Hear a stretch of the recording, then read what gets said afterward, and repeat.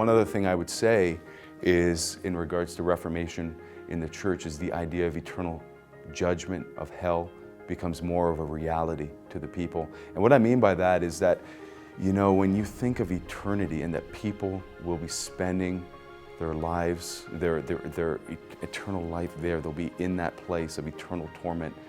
How is it that we will just continue as though, you know, life is normal? We'll be able to wave at Bob, our neighbor, and simply have no pang in our hearts. You know, there's a recent Puritan that I was listening to. My wife sent me an audio, and it was an audio of one of his readings. And one of the things he says is, just think of it, that 5 million years from now, a soul in hell will be no sooner to release than they were the very first day they entered.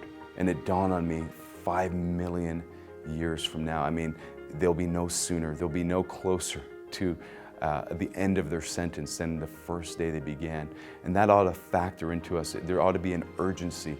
When there's Reformation in the church, I think you'll see an urgency in the church for holiness. There'll be an urgency in the church for the souls of men, a desire to preach the gospel, not by constraint, not by guilt, but because we recognize the stakes that are there, that we're talking about eternal souls, both in the church and those perishing without